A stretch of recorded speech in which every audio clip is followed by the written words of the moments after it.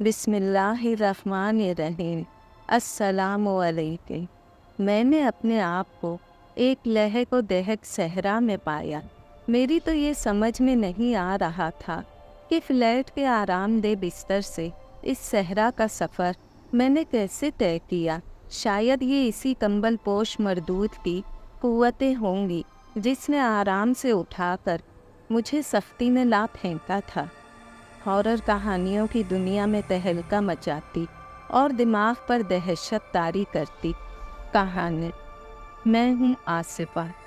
अगर आपने मेरे चैनल को अभी तक सब्सक्राइब नहीं किया तो प्लीज़ सब्सक्राइब करें, लाइक करें और अपने प्यारों से और मिलने जुलने वालों से शेयर करें और बेल आइकन के बटन को प्रेस करना हरगिज़ ना भूलिएगा ताकि हमारी आने वाली नई वीडियो की नोटिफिकेशन आपको बर वक्त मिल सके। शुक्रिया। आइए शुरू करते हैं अपनी कहानी का अगला हिस्सा। कैसा नक्शा, कैसा राज, मैंने हैरत से कहा।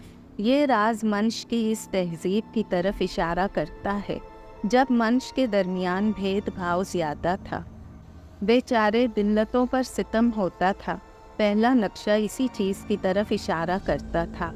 मेरे हिसाब के अनुसार ये दास्तान और ख़जाना 3000 साल पुराना है। इसकी बात सुनकर मैं मुस्कुरा दिया। ऐसा तो इंडिया में आज भी होता है। छोटी ज़ात के लोगों पर ज़िंदगी तंग कर दी जाती है। मेरी बात सुनकर इसके चेहरे पर संजीदगी दर आई। दूसरे लम्हे वो फीकी सी मुस्कुराहट से बोला, आज तो कम है लेकिन इस वक्त ऐसा बहुत ज़्यादा था। वो खलाओं में घूरता हुआ बोला। इसकी बात सुनकर मुझे ऐसा लगा कि जैसे वो इस दास्तान में खुद ही पहुंच गया हो। हमें तारीख वादी जाना होगा। नक्शे में इसी तरफ इशारा है। नक्शे का पहला हिस्सा मंच एक पूरी संस्कृति की तरफ इशारा करता है और बाकी तीसरे हिस्से में इस जगह का रास्ता। फिर माधवन ने इस नक्शे में मौजूद दास्तान को पढ़ना शुरू कर दिया। इसका लहजा ड्रामाई हो गया। यूँ लगता था कि जैसे किसी बड़े राज से पर्दा उठाने जा रहा हो। ये दास्तान प्राचीन भारत की दास्तान है। मेरा नाम राजगुरु है। मैं रियासत हिस्तानापुर का एक तारीखदां हूँ। रियासत हिस्तानापुर हिंदुस्तान की इन बहुत सी रियासतों में से एक है जहाँ का राजा अपनी प्रजा का भगवान होता है। ऐ चंदर पुत्र, तू अगर इस प्राचीन कदीम राज को खोजने का ख्याल दिल से निकाल दे, इस राज से एक सौगंध वाबस्ता है, एक कसम वाबस्ता है। वो कसम पूरी ना हो इसलिए इस नक्शा को और ख़जाना को एक पवित्र अमल से गुजारा गया है ताकि इसकी कसम पूरी ना हो। अगर इसकी सौगंध पूरी हो गई तो अनर्थ हो जाएगा। ऐ चंदर पुत्र, भगवान ने इस दुनिया में 5 अनासर पैदा किए। अव्वल खाक, दोयम आग, सोयम पानी, चहारम हवा, पंजुम आकाश। इसी तरह बरहम देव ने इंसान को 4 हिस्सों में तकसीम किया है। अव्वल बरहमन, दोम छतरी, सोम वेश, चहारम शूदर। बरहमन का काम पूजा पाठ, धर्म कर्म जैसे कामों को अंजाम देना होता है। छतरी तिजारत और कारोबार वगैरह के मामलात के ज़िम्मेदार थे। चौथे वेश थे जिनका काम रियासत की बाग दौड़, हुकूमती मामलात संभालने का था। 5वें शूदर जो कि इन चारों ज़ातों की खिदमत के लिए थे। ये ना तो मंदिर जा सकते थे और ना ही रास्तों से गुज़र सकते थे जिन रास्तों पर किसी ऊंची ज़ात वाले गुज़र सकते थे। भगवान ने ही इंसान को ज़ात पात भेदभाव में पैदा किया है, तो हम कौन हैं इन नियम को तोड़ने वाले। मगर इस रियासत में कुछ ऐसे लोग थे जो भगवान के इस कानून को तोड़ने के लिए तैयार हो गए। मैंने देखा कि ये सब पढ़कर माधवन के चेहरे के तासुरात कुछ अजीब से हो गए। माधवन कुछ लम्हे के लिए रुका और फिर बोलना शुरू कर दिया। भगवान ने महाराज को 5 बेटों से नवाजा, मगर महाराज को हमेशा से एक बेटी की चाह थी। अपनी प्रजा के भगवान का दर्जा रखने वाले एक बेटी से महरूम थे। बहुत साधुओं और पंडितों से पूजा पाठ कराई मगर कुछ न हुआ। महाराज दिन रात बस बेटी की आरजू करते रहे मगर कुछ न हुआ। राजा बेटी की चाह में घुलते रहे। फिर एक रोज़ भगवान ने इसकी सुन ली। इसको बहुत ही खूबसूरत सी लड़की हुई। इस लड़की का नाम बड़े ही चाव से सूर्यालिका रखा गया। राजकुमारी सूर्यालिका बहुत खूबसूरत थी। इसकी सुंदरता के चर्चे दूर दूर की रियासतों में फैल गए। जो भी राजकुमारी को देखता इसका दीवाना हो जाता। किसी को मालूम नहीं था कि भगवान की क्या लीला है। एक रोज़ राजकुमारी सैर को गई। वो हमेशा अपनी कनीज़ों के साथ ही जाती। इसके साथ एक मुहाफिज दस्ता होता। वो दस्ता इतना घातक है, जो भी रास्ते में आता इसको जान से मार देने से दरेग ना करते। राजकुमारी को ये मालूम न था कि इसके हुस्न का दीवाना मंदिर का एक पुजारी भी है। किसी को मालूम ही नहीं था कि पुजारी रोज़ाना छुप छुप कर राजकुमारी को नहाते हुए देखता था। पुजारी एक विद्या का माहिर था, जिसकी मदद से वो मुहाफिज दस्ते की आंखों में धूल झोंकने में कामयाब हो जाता। एक दिन राजकुमारी ने इसको देख लिया। राजकुमारी ने किसी से शिकायत करने के बजाय इसको धमकाकर छोड़ दिया। राजकुमारी जानती थी कि अगर इसने पुजारी की शिकायत की तो इसको मौत की सज़ा मिलेगी, परंतु इसका खुद का महल से निकलना बंद हो जाएगा, इसलिए वो चुप रही थी।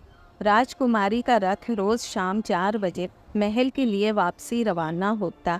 इससे कबल एक सिपाही सुबह और शाम दोनों वक्त लाल रुमाल लेकर निकलता, ताकि लोगों को खबर हो जाए कि राजकुमारी का रथ वापसी के लिए निकल रहा है। जो लोग रास्ते में हैं वो हट जाएं। जब रथ वापसी के लिए निकलता तो लोगों में सरासिमगी फैल जाती, बाजार खाली हो जाते। अगर कोई गलती से सामने आ जाता तो रथ के आगे पीछे चलने वाले घोड़े इसको कुचलते हुए निकल जाते।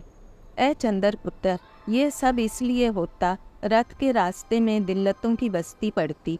इसके अलावा महल जाने का और दूसरा रास्ता कोई न था। दिल्लतों को रहन खा कर इस रास्ते पर बस्ती बसाने की इजाज़त दे दी गई थी, मगर साथ साथ इन पर पाबंदियां भी लग गईं। कोई नीची ज़ात वाला दिल्लत इनके सामने नहीं आएगा। अगर कोई ऊंची ज़ात वालों के सामने आया तो मार दिया जाएगा। चुनाचे दिल्लतों ने सख्ती से इस पर अमल शुरू कर दिया। इसी बस्ती में मजदूर रहता था, जिसका नाम कुमार था। वो मजदूर सुना था बस्ती का बड़ा ही खूबसूरत नौजवान था। भगवान की लीला भी अजब है।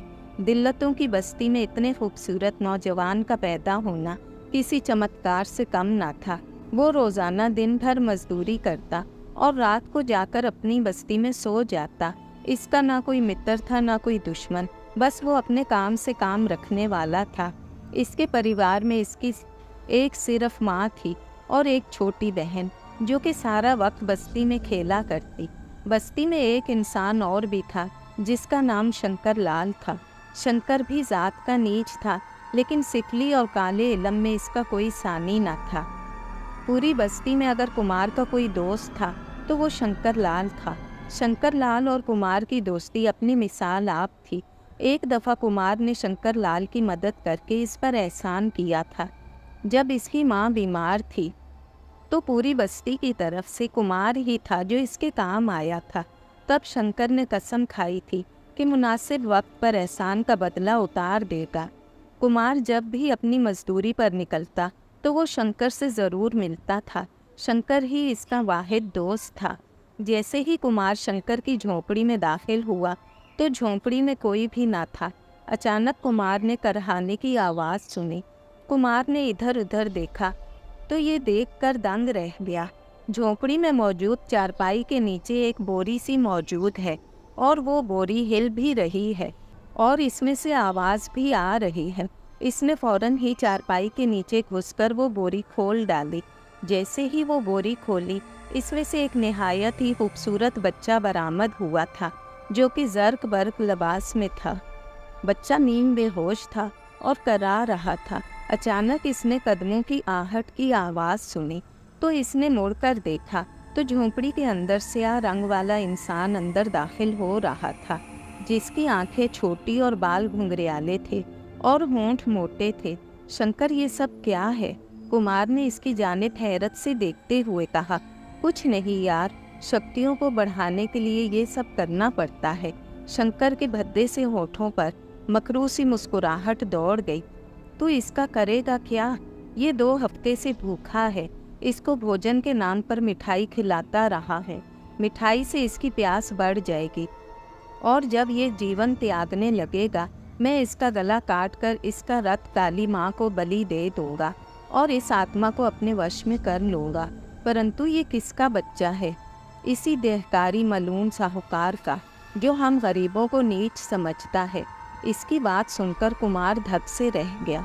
शंकर, ये एक मासूम बच्चा है जिसका कोई दोष नहीं है और फिर हमारी तरह इंसान है, छोड़ दे इसको। वो लोग हमें इंसान समझते हैं। शंकर अपने घुंघरियाले बाल खुजलाते हुए बोला, मैं कहता हूँ तू भी काली का भक्त बन जा, बहुत लाभ उठाएगा। मुझे नहीं बनना, तू बस छोड़ दे बच्चे को। राजा के सिपाहियों को मालूम हो गया तो तेरी खाल में घुस भर देंगे। मैं नहीं छोड़ता, अब जो होगा देखा जाएगा। तेरी मर्जी, मैं जा रहा हूँ। इतना कहकर कुमार वहाँ से बाहर निकल आया था। कुमार का दिमाग सिर्फ यही सोच रहा था कि इस मासूम बच्चे की जान किस तरह बचाई जाए। अभी वो थोड़ी ही दूर चला होगा कि इसने सैनिकों की तकड़ी को शंकर की झोपड़ी की जानिब बढ़ते हुए देखा। सैनिकों को देखकर कुमार फौरन ही एक पेड़ की आड़ में हो गया। चंद लम्हे गुजरे होंगे कि कुमार ने देखा कि सैनिक शंकर को मारते हुए बाहर ला रहे हैं। उन्होंने देखते ही देखते एक रस्सी शंकर की गर्दन में डाल दी थी। जब सिपाहियों का ये टोला बस्ती से गुजरा तो उन्होंने देखा शंकर की गर्दन में रस्सी है और वो बुरी तरह से घायल हो चुका है। इसे सब जानते थे कि शंकर को अब जलते हुए तेल में डाल दिया जाएगा। राजा चूंकि शिकार पर था इसीलिए इसके बच्चे की जान तो बच गई, लेकिन कुमार का दिल अपने मित्र के लिए दुखी हो गया था। जब भी कुमार का दिल दुखी होता तो वो शांत जगह तलाश करता था। ए चंदर पुत्र, वो नीच दिल्लत जात का नौजवान, जब भी दुखी होता तो इसी झील के पास जाकर बैठ जाता जहाँ राजकुमारी नहाती, मगर वो हमेशा ऐसी जगह का चुनाव करता जहाँ का माहौल बहुत ही पुरसकून हो। इसको बैठे हुए थोड़ी ही देर गुजरी होगी कि कुमार दिलकश कहकों की आवाज़ पर चौंक गया। वो ऊंचाई वाली ऐसी जगह पर बैठा जहाँ से कोई इसको देख न सके। पत्थर की ओट से कुमार ने चंद लड़कियों को स्नान करते हुए देखा। इनमें राजकुमारी भी थी। राजकुमारी को देखकर वो मबहूत होकर रह गया, क्योंकि राजकुमारी बहुत सुंदर थी।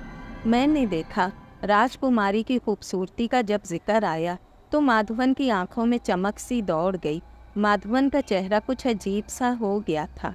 मैंने देखा था कि दास्तान पढ़ते ही इसके चेहरे के तासुरात अजीब हो जाते। राजकुमारी को देखते ही इसके दिल में घंटी तो बजी थी, शायद इसी को प्रेम कहते हैं। कुमार को पहली ही नज़र में राजकुमारी से प्रेम हो गया। वो इसको देखता ही रहा था जब तक वो वहाँ रही। ये तो नसीब का खेल था कि सैनिकों की नज़र कुमार पर नहीं पड़ी। जब तक राजकुमारी वहाँ रही कुमार इसको देखता ही रहा था। कुमार के दिल में प्रेम की आग जल चुकी थी। शाम के वक्त राजकुमारी का रथ झील से वापसी गुजर रहा था। हस्बे मामूल दरिया वाला रास्ता खाली था। एक ऐलान करने वाला लाल रुमाल हाथ में लिए घोड़े पर ऐलान करता हुआ जा रहा था, नगर वासियों, राजकुमारी की सवारी गुजर रही है। तुम में से जो नीच हो सवारी के सामने से हट जाए, वरना वो अपनी मौत का जिम्मेदार खुद होगा। ऐलान करने वाला ऐलान करता हुआ गुजर गया, मगर जैसे ही राजकुमारी की सवारी ने दरिया वाला पुल अबूर किया तो एक 8 या 10 साल की बच्ची सामने आकर खड़ी हो गई। वो राजकुमारी को झांक झांक कर देखने की कोशिश कर रही थी। घुड़सवारों ने ये मंजर देखा तो फौरन ही घोड़े दौड़ाते हुए इस बच्ची की तरफ बढ़े। इनका इरादा इस बच्ची को घोड़ों तले कुचल देने का था, मगर इसी लम्हे एक नौजवान ने आकर इस बच्ची को धक्का दिया और खुद ही रथ के सामने आकर खड़ा हो गया। ये नौजवान कोई और नहीं, कुमार था। राजकुमारी ने जब पर्दा हटाकर एक नौजवान को अपने रथ के सामने पाया तो राजकुमारी ने जैसे ही इस नौजवान को देखा तो पहली ही नज़र में इसको ये नौजवान बहुत ही अच्छा लगा था। कुमार ने जब राजकुमारी को देखा और राजकुमारी ने कुमार को देखा और दोनों ही एक दूसरे को देखते रह गए। जब राजा के सैनिकों ने देखा तो फौरन ही कुमार को पकड़ लिया। कुमार को तो होश ही कहाँ था, बस इसकी नज़र इसी की सिमत थी सैनिकों ने कुमार को मारना शुरू कर दिया। इतना मारा कि वो बेहोश हो गया और इसको ले जाकर कैद खाने में डाल दिया। कुमार की मुलाकात कैद खाने में शंकर से हुई थी।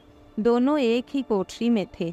शंकर इसको देखकर हैरत ज़दा रह गया और फिर दूसरे ही पल वो मुस्कुरा उठा। इस तरह क्यों मुस्कुरा रहे हो मेरे मित्र? कुमार बोला, मुस्कुरा इसलिए रहा है कि मैंने पाप किया, इसीलिए अंदर है। मगर तुमने कौन सा पाप किया था? प्रेम करने का। कुमार मुस्कुराया। प्रेम करने का? इसने हैरत से कुमार के जुमले दोहराए। एक बात तो बता, तू इतना शक्तिमान है तो यहाँ से आज़ाद क्यों नहीं हो जाता? कुमार ने शंकर से सवाल किया। इसकी बात सुनकर शंकर हंस पड़ा। काफ़ी देर तक हंसने के बाद बोला, मेरी ज़िंदगी का वक्त कम है, मुझे देवी ने बता दिया था, इसीलिए कोई मज़ाहिमत नहीं की, परंतु मैं मरने से पहले अपनी शक्तियाँ किसी को दान कर जाऊँगा। कुमार इसकी बात का कोई जवाब देने ही वाला था कि इसी लम्हे कोठरी का दरवाज़ा खुला और 3-4 सिपाही दंदनाते हुए अंदर दाखिल हुए। चल तांत्रिक की औलाद, निकालते हैं तेरी सारी विद्या। इतना कहकर उन्होंने शंकर को गिरेबान से पकड़कर फर्श पर गिरा दिया और मारते हुए बाहर ले जाने लगे। कहाँ ले जा रहे हो इसको? कुमार ने तशवीश से पूछा। इसकी गंदी आत्मा को मुक्ति देने। इतना कहकर वो शंकर को मारते हुए वहाँ से ले गए, लेकिन शंकर मुस्कुराता ही रहा था। वो सिपाही शंकर को लेकर एक ऐसी जगह पहुँचे जहाँ एक बहुत ही बड़े कड़ाव में तेल गर्म हो रहा था। ऐ चंदर पुत्र, अगर तू देख लेता कि इन सैनिकों ने इस नीच जात शंकर को किस तरह कड़ाव में भून डाला, तेरी आत्मा कांप जाती। लेकिन वो नीच मुस्कुराता ही रहा था। न जाने कौन सी शांति मिल रही थी इस मर्दूत को। दूसरे रोज़ कुमार को राजा के दरबार में पेश किया गया। राजा शिकार से वापस आ चुका था। जंजीरों में जकड़कर जब इस तिल्लत नौजवान को पेश किया गया, इसका सीना अकड़ा हुआ था, आंखों में गम की छाया थी। दरबार का हर शख्स बशमोल राजा इसको हिकारत भरी नज़रों से देख रहे थे। अचानक महामंत्री ने अपनी कुर्सी से उठकर राजा को मुखातिब करते हुए कहा, ऐ सूरज देवता के अवतार, ऐ राजा इंदर के वीर, तेरी शान बुलंद हो, भगवान तेरा साया हम पर बुलंद रखे। ऐ राजा, हम तुझसे निवेदन करते हैं कि इंसाफ के तकाज़ों को पूरा कर और इसको सख्त से सख्त सज़ा दे। क्या जुर्म है इसका? राजा ने कुमार की तरफ देखकर सख्त लहजे में कहा। इसकी बात पर वही पुजारी उठ खड़ा हुआ जो कि रोज़ाना राजकुमारी को छुप छुप कर देखता था। ऐ राजा, तेरा इकबाल बुलंद हो, इसने राजकुमारी पर बुरी नज़र डालने का पाप किया है। पुजारी ने कहर आलूद नज़रों से इसकी जानिब देखते हुए कहा। दरअसल इसको इस बात का दुख था कि इसने राजकुमारी को देखा है। इसने अपनी विद्या से ये बात मालूम कर ली थी कि राजकुमारी के दिल में भी प्रेम जाग गया है। राजा ने इसकी बात सुनकर इसको कहर आलूद नज़रों से देखा। इन आँखों में हिकारत झांक रही थी। राजा चंद लम्हों तक कुमार की जानिब देखते रहे और इसके बाद उन्होंने सारे दरबार की तरफ देखा और गुस्से से कहा, हमारा फैसला न्याय पर ही होगा। इस नौजवान ने रियासत की हुक्म अदूली की, राजकुमारी पर गंदी नज़र डाली। हम आदेश देते हैं कि इस बेअदब नौजवान को 100 कोड़े मारे जाएं। अगर बच जाए तो दिल्लतों की बस्ती में फेंक दिया जाए और अगर दोबारा नज़र आए तो भूखे शेरों की खुराक बना दिया जाए। राजकुमारी तक भी ये फैसला पहुंचा था, मगर इसको ये फैसला पसंद नहीं आया था। चुनाचे इसने रात को इस बस्ती में जाने का फैसला कर लिया था। गो कि ये फैसला ख़तरनाक था, मगर वो अपने बाप के जुल्म पर माफ़ी मांगना चाहती थी। वो अपनी ख़ास मुलाजमा के साथ महल से बाहर निकली थी। इससे कबल दिन में इसने इस नौजवान का पता मालूम कर लिया था। रात के वक्त वो दोनों खुफिया रास्ते से बाहर निकली। ये खुफिया रास्ता हंगामी सूरतों के लिए बनाया गया था, ताकि अगर कभी जंग वगैरह हो तो राज परिवार के लोग बआसानी फरार हो सके। ये रास्ता एक ऐसी पहाड़ी खो से बाहर निकलता था जो कि सरहद के नज़दीक थी। अब इन दोनों की कोशिश थी कि किसी तरह सरहदी सेना से बचकर दिल्लतों की बस्ती तक पहुंच जाएं। मौसम निहायत ही खुशगवार और सुहाना था।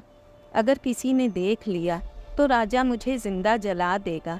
मुलाजमा ने भराई हुई आवाज़ में कहा, कुछ नहीं होगा, हमने अपने आप को काले लिबास में जो छुपा रखा है।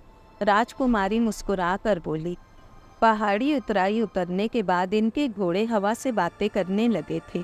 वो एक छोटी सी झोंपड़ी थी जो कि बांस के डंडों और घास फूस से जोड़कर बनाई गई थी। झोंपड़ी के दरवाजे पर एक पुरानी सी मैली लालटेन लटक रही थी, जिसकी नाकाफी रोशनी एक अजीब सा पुरअसरार माहौल पैदा कर रही थी। दो घोड़े झोंपड़ी के सामने आकर रुक गए। तुमको पक्का मालूम है ना, यही वाली झोंपड़ी थी? जी राजकुमारी जी, कनीज ने सरगोशी में जवाब दिया। राजकुमारी ने कोई जवाब ना दिया और घोड़े से उतर गई और घोड़े को एक कोने से बांध दिया। घोड़े भी नस्ली मालूम होते थे। उन्होंने कोई आवाज़ ना की। जैसे ही राजकुमारी झोंपड़ी के अंदर दाखिल होने लगी, रोने की आवाज़ सुनकर वो ठठक गई। वो आवाज़ किसी औरत की थी जो रोते हुए फरियाद कर रही थी, नाश हो इस राजा के कीड़े पड़ जाएं, इसके बदन में जालिमों ने क्या हाल कर दिया मेरे बच्चे का। ये सुनना था कि राजकुमारी रुक गई। लगता है कि यही घर है, कनीज ने सरगोशी की। राजकुमारी ने कोई जवाब ना दिया और इधर उधर देखते हुए झोंपड़ी का दरवाज़ा बजा दिया। दरवाज़ा बजते ही अंदर से आने वाली आवाज़ें खामोश हो गईं। फ़ज़ा में कुत्तों के भौंकने की आवाज़ें सन्नाटे में थोड़ी देर के लिए इर्ताश पैदा करती और फिर वही सन्नाटा तारी हो जाता। चंद लम्हों के बाद दरवाज़ा खुल गया। दरवाज़ा खुलते ही एक औरत बाहर निकली और राजकुमारी को देखते ही सहम कर रुक गई। कौन कौन हो तुम? राजकुमारी ने कोई जवाब ना दिया और सीधा अंदर दाखिल हो गई। झोंपड़ी के अंदर नीम अंधेरे माहौल में राजकुमारी ने देखा कि एक नौजवान एक टूटी फूटी चारपाई पर लेटा हुआ कर्रा रहा था। झोंपड़ी के अंदर एक दीवार पर कोने में एक काई ज़दा मटका रखा था, जिस पर एक कटोरा रखा था। राजकुमारी ने एक नज़र में पूरे कमरे का जायज़ा ले लिया था। पानी, नौजवान का राह। राजकुमारी फौरन ही मटके की जानिब बढ़ी थी। इससे कबल वो मटके तक पहुंच पाती, औरत रास्ते में हाइल हो गई। कौन हो तुम? इतना सुनना था कि राजकुमारी ने अपना लिबादा उतार दिया। जैसे राजकुमारी की सूरत औरत के सामने आई, औरत डर कर पीछे हट गई। राजकुमारी जी आप? औरत के लहजे में हैरत थी। ये सुनकर कराहता हुआ नौजवान चौंका और इसकी कराहने की आवाज़ रुक गई। क्यों मैं नहीं आ सकती? भगवान के लिए आप चली जाइए, वरना अगर महाराज को पता चल गया तो वो कुत्तों से नचवा देगा। औरत की आवाज़ में कपकपी थी। किसी को नहीं पता चलेगा। हम अछूत लोगों में आपका क्या काम राजकुमारी? औरत की जगह नौजवान ने जवाब दिया। इसकी बात सुनकर राजकुमारी खामोश हो गई। इसकी समझ में नहीं आ रहा था कि वो क्या जवाब दे। कुछ देर के बाद वो बोली, नहीं कुमार, तुम्हारा कोई कसूर नहीं। भगवान ने सारे मनुष्य एक समान ही बनाए हैं। सूरज चांद को देख लो, ये सब पर अपना करम करता है। वरना अगर ऐसा होता कि रोशनी का हक सिर्फ ऊंची जात वालों का है तो तुम्हारे घर अंधेरों में डूबे होते। कुमार की समझ में नहीं आ रहा था कि इस सरफिरी को क्या जवाब दे। ऐसी बातें इसने कभी किसी ऊंची जात वाले के मुंह से नहीं सुनी थी। वो हैरान नज़रों से इसको देखता रहा। मैं तुम्हारे लिए शाही मरहम लाई हूँ जो तुम्हारे ज़ख्मों को चंद दिनों में अच्छा कर देगा। इतना कहकर इसने अपने लिबादे से एक छोटी सी सोने की कटोरी निकाल ली। औरत और कुमार सख्त हैरान थे कि इसके दिल में इनके लिए इतनी हमदर्दी कैसे पैदा हो गई। ऐ चंदर पुत्र, राजकुमारी की इस दया ने सख्त अनर्थ कर दिया था। इस नीच पर दया करके अब तू खुद बता, ज़मीन और आसमान कभी मिले हैं? गंध को कभी साफ सुथरी जगह पर रखा जा सकता है? सोने के ताज को टाट में तो लुपेटा नहीं जा सकता। दास्तान तो ख़त्म होने का नाम ही नहीं ले रही थी और माधवन इस दास्तान को ऐसे पढ़ रहा था जैसे कि वो इस दास्तान का हिस्सा हो। मुझे तो सुनते हुए अब बोरियत होने लगी थी। खैर मैंने माधवन को रोका नहीं। माधवन बोल रहा था। राजकुमारी ने कुमार के ज़ख्मों पर मरहम लगाई। कुमार के दिल में तो पहले ही प्रेम था और मज़ीद गहरा हो गया। वो मरहम लगाती जा रही थी। जख्मों में तो राहत पहुंच रही थी, लेकिन दिल का जख्म बढ़ रहा था। अचानक राजकुमारी बोली, बड़ा जुल्म किया महाराज ने तुम्हारे साथ। राजकुमारी ने हमदर्दी से कहा, ये तो अच्छा किया है महाराज, वरना आप मेरे पास नहीं आती। कुमार का जवाब था। कुमार का जवाब सुनकर राजकुमारी का चेहरा गुलनार हो गया था। राजकुमारी ने कोई जवाब न दिया और बस जख्मों पर मरहम लगाती रही।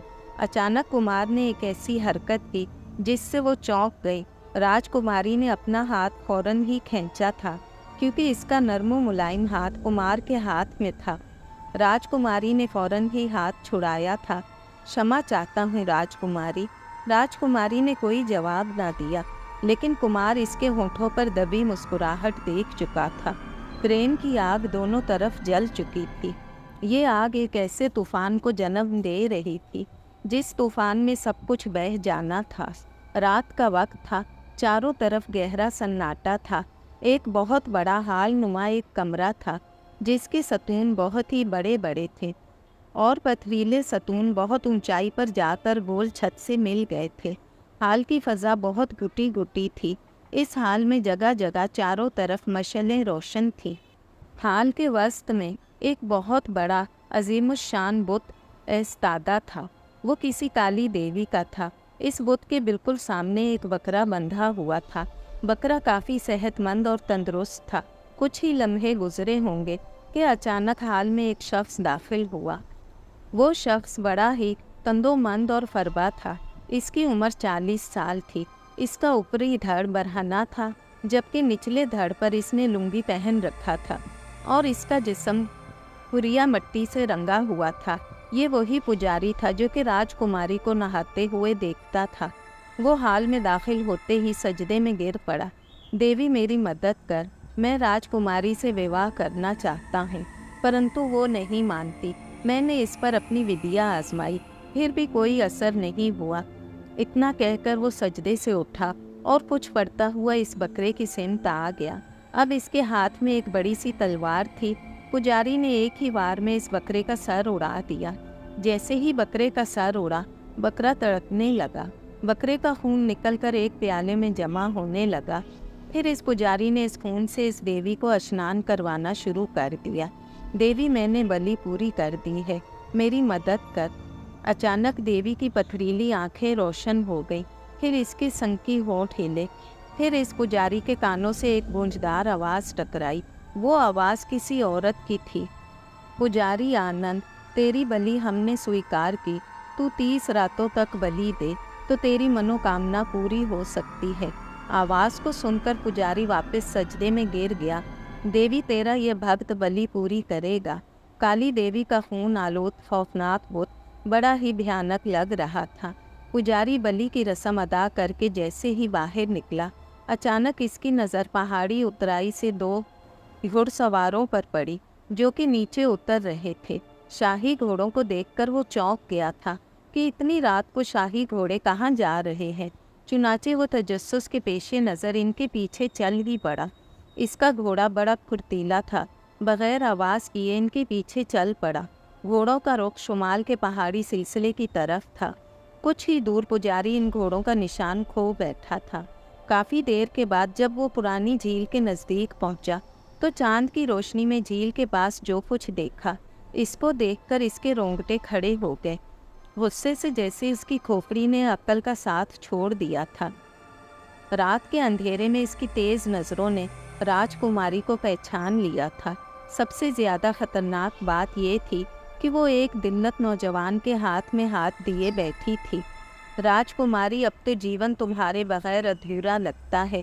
मेरा भी यही हाल है, राजकुमारी का जवाब था। लेकिन हमारा विवाह नहीं हो सकता। अगर मैंने ऐसा सोचा भी तो मेरी बहन, मेरी माँ को ये लोग जिंदा जला देंगे। हम यहाँ से कहीं दूर भाग चलते हैं। राजकुमारी ने मुस्कुराकर जवाब दिया, जब तक मैं हूँ तुम दोनों को ये पाप नहीं करने दूंगा। पुजारी आनंद फौरन ही इन दोनों के सामने आ गया था। इसके हाथ में नंगी तलवार थी। पुजारी को देखकर एक लम्हे के लिए दोनों ही सन्नाटे में आ गए।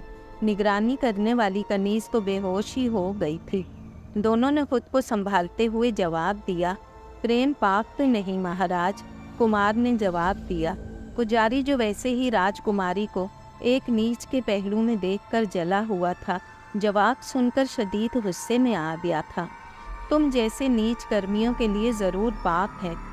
इतना कहकर इसने इस पर तलवार से हमला कर दिया। कुमार इस हमले के लिए तैयार ही ना था।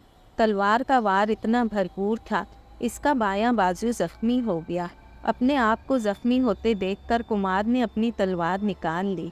अब दोनों ही एक दूसरे के सामने थे और बढ़ बढ़कर एक दूसरे पर हमला कर रहे थे।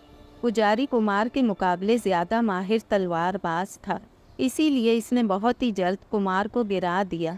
करीब था कि तलवार का एक भरपूर वार कुमार की गर्दन उड़ा देता। राजकुमारी सामने आ गई। पुजारी, बस हमने कोई पाप नहीं किया। ये पाप नहीं तो और क्या है जो आपने पैर की चप्पल को उठाकर सर पर रख लिया है। पुजारी हाँफता हुआ बोला, पाप तो वो था जो आप करते थे, हमें नहाता हुआ देखकर। अगर हम इसकी शिकायत महाराज से कर दें तो वो आपको भूखे शेरों के आगे डलवा देंगे। राजकुमारी की बात सुनकर कुमार चौंक पड़ा। जब पुजारी आनंद नफरत से इन दोनों को देख रहा था। ये तो समय बताएगा राजकुमारी, कौन भूखे शेरों का निवाला बनता है और कौन नहीं। इतना कहकर पुजारी तेज तेज कदम उठाता हुआ वहाँ से रुखसत हो गया। ये अच्छा नहीं किया आपने राजकुमारी, ये आदमी बहुत खतरनाक है। धीरज मेरे राजकुमार, कुछ नहीं होगा, मैं कल ही महाराज से बात कर लूँगी। अब तुम घर जाओ, मैं इस बेचारी कनीज को होश में लाती हूँ। वो हंसकर बोली। कुमार अपनी बस्ती के करीब पहुँचा ही था कि बस्ती से इसने आग के शोले बुलंद होते देखे। आग के शोले इतने शदीद थे कि कुमार हवास बाफ्ता हो गया। जैसे ही वो बस्ती के नज़दीक पहुंचा, एक आदमी भागता हुआ इसके नज़दीक पहुंचा। बिटवा तू भाग जा, राजा के सिपाही तुझको ढूंढ रहे हैं। वो आदमी काफ़ी डरा हुआ लग रहा था, मगर हुआ क्या, कुमार ने झिल्ला कर कहा, तेरे घर को और बस्ती के बहुत से घरों को आग लगा दी है। तेरी बहन और माँ को इसी घर में जलाकर राख कर दिया है राजा की फौज ने। वो आदमी रोते हुए कहने लगा। इतना सुनना था कि कुमार हवास बाफ्ता हो गया और चिल्लाता हुआ बस्ती की जानिब भागा। अभी वो पहुंच भी ना पाया कि राजा की फौज का दस्ता इस पर बल पड़ा। इस वक्त वो इस पर तशद्दुद करते रहे जब तक कि वो बेहोश ना हो गया। ए चंदर पुत्र, कुमार के पाप की सज़ा बस्ती को भुगतनी पड़ी। कई घर जला दिए गए, कई दिल्लत लड़कियों को कुमार के पाप की सज़ा दी गई। गर्ज एक भूचाल था जिसने शाही घराने को हिला दिया था। राजकुमारी को रातों रात महल में नज़रबंद कर दिया गया था और कुमार को फांसी की सज़ा सुनाई गई। इस बात की इतला राजकुमारी को दे दी गई थी और जो कनीज़ राजकुमारी और कुमार की मोहब्बत की राजदार थी, इसको अंधा करके महल से बाहर कर दिया गया था। राजकुमारी महल में नज़रबंद थी। इसकी समझ में नहीं आ रहा था कि वो बाहर कैसे निकले, किस तरह कुमार को बचाए। अभी वो इन्हीं सोचों में गुम थी। अचानक इसने अपने पास एक नारंगी रंग का शोला बुलंद होते देखा। फिर वो शोला इंसानी रूप इख्तियार करता चला गया। राजकुमारी मुंह खोले ये हैरत अंगेज़ मंजर देख रही थी। राजकुमारी ने अपने सामने एक स्याह चमड़ी वाले इंसान को खड़े देखा, जिसके बाल घुंघरियाले थे और आंखें छोटी छोटी और होंठ मोटे थे। कौन हो तुम? राजकुमारी ने लरसते हुए लहजे में पूछा। शंकर, मगर तुमको तो जला दिया था राजा की फौज ने। हाँ, मेरे शरीर को, मेरी आत्मा को नहीं, शंकर ने अजीब से लहजे में कहा। तुम आत्मा हो? राजकुमारी कांप गई। हाँ राजकुमारी, समय कम है, क्या तुम अपने कुमार के पास जाना चाहती हो? हाँ, मगर क्या वो बच पाएगा? इसकी बात सुनकर शंकर मुस्कुराने लगा। लम्हाती तवक्कुफ के बाद वो बोला, तुम दोनों के जीवन में क्या है मैं जानता हूँ। तुम देर न करो और आंखें बंद कर लो। राजकुमारी ने वही किया, अपनी आंखें बंद कर लीं। इसकी आंखों के सामने स्याह अंधेरा छा गया। अंधेरा छटा तो इसने अपने आप को महल से बाहर पाया था। फांसी घाट पर राजा, रानियां और पंडित, पुजारी और आवाम की बड़ी तादाद मौजूद थी। आवाम में सिर्फ वही लोग थे जिनका ताल्लुक ऊंचे तबके से था। सभी लोग कुमार को नफरत भरी निगाहों से देख रहे थे। सबकी आंखों में इंतकाम और नफरत के जज्बात थे। सबसे ज़्यादा नफरत पुजारी आनंद की आंखों में थी। कुमार सर उठाए फांसी के फंदे के तख्ते पर खड़ा था। इसकी आंखों में कोई शर्मिंदगी नहीं थी। जल्लाद हुक्म का मुंतज़िर था ताकि राजा उदेश दें और फिर कुमार को फांसी दी जा सके। मुझे फांसी देने से कुछ नहीं होगा महाराज। अगर फांसी देना है तो अपनी सोच को दें। कोई मनुष्य छोटा या बड़ा नहीं होता, वो छोटा बड़ा अपने कर्मों से होता है। एक वक्त आएगा जब ये छूत छात ख़त्म होगी। तुम मुझे ज़रूर मिटा दो, मगर मैं वापस आऊँगा। इस जन्म में ना सही, अगले जन्म में वो मेरी ज़रूर होगी। राजकुमारी को एक दिन मैं ज़रूर हासिल करूँगा। राजकुमारी को एक दिन मैं ज़रूर हासिल। इसके अल्फाज इसके मुंह में ही थे कि जल्लाद ने तख्ता खींच लिया। मिनट भी न लगे थे कि इस कमज़ाद की लाश झूलने लगी थी। सब नफ़रत भरी नज़रों से इसकी झूलती लाश को देख रहे थे, मगर एक चीख ने सबकी तवज्जो इस लाश की तरफ से हटा दी। वो चीख राजकुमारी की थी, जो कि लाश को देखकर चीख कर रोने लगी थी। इसी पल सिपाही इसकी जानिब बढ़े, मगर इसने कमर से उड़सा खंजर बाहर निकाल लिया। किसी को पता ही ना था कि वो क्या करने जा रही है। फिर एक और चीख उभरी। ये राजकुमारी की आखिरी चीख थी। इसने खंजर से खुदकुशी कर ली थी। मरते वक्त इसकी ज़बान पर आखिरी अल्फाज थे कि हम दोबारा जन्म लेंगे। सभी लोग इन लाशों को हिकारत भरी नज़रों से देख रहे थे, लेकिन पुजारी आनंद की आंखों में नफ़रत और हिकारत से शिकस्त का एहसास नज़र आ रहा था। जिस राजकुमारी को वो हासिल करना चाहता था, इसी को लाश बने देख रहा था। महाराज, मेरा ज्ञान कहता है कि ये दोनों रूहें दूसरा जन्म लेंगी और इनको रोकना होगा, वरना अनर्थ हो जाएगा। पुजारी आनंद ने लाशों को घूरते हुए कहा। फिर क्या करें? राजकुमारी ने सारे वंश पर कालक पोत दी। राजा हमज़दा लहजे में बोला, इन लाशों को अग्नि नहीं देंगे। मैं अपनी विद्या से राजकुमारी की लाश को सोने का बना दूंगा और नीच की लाश को ताबूत में बंद कर देंगे। जब इनको अग्नि नहीं मिलेगी तो वो दूसरा जन्म नहीं ले सकेंगे।